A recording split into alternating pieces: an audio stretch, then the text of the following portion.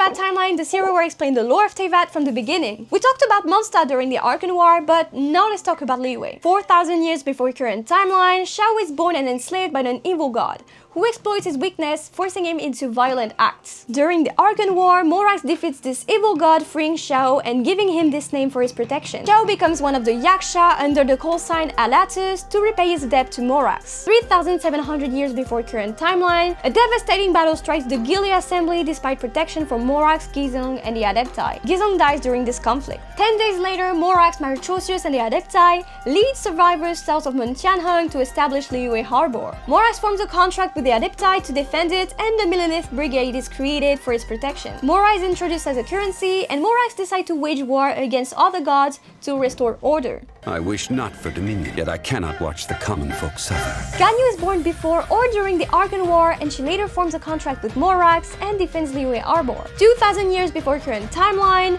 Morax hears Ashda's pleas underground, grants him sight, and forms a contract with him. From this moment, Ashda aids Morax in battles. Skybracer sacrifices himself to support Mount Tianheng during a battle, preventing a collapse. His blood forms the Bishui River. Morax defeats many gods and sea monsters in Guyan Stone Forest, seeing Ozayo with massive stone spears using Sigil of Permission to seal them. The Chi Beast emerges near Mount Shinse. Morax defeats it, and its remains corrupt Bishui Plain. Havria tries to peacefully end the conflict. Realizing it was too late for anyone to stop, she created a place of refuge for humans. Too weak to resist the other gods, Havria lost all her lands but Salterai. There, her followers mercifully ended her life, and her dying power turned the city and its people into salt. However, the story has been twisted into a myth of Morax's betrayal out of envy. The corpses of defeated gods rot into the earth, their lingering hatred creating curses and monsters. Morax summons Yakshas, Bosachus, Bonanus, Menogias, Indarias, and Shao to suppress these threats. A karmic plague spreads. Doctors develop the rite of Homa to purify corpses, preventing its spread. The pioneers of this practice were the founders of what is now known as the Wangchen Funeral Parlor. After suppressing rival gods, Morax becomes a Geo Archon, restoring peace to Liyue. Come back next week for another episode.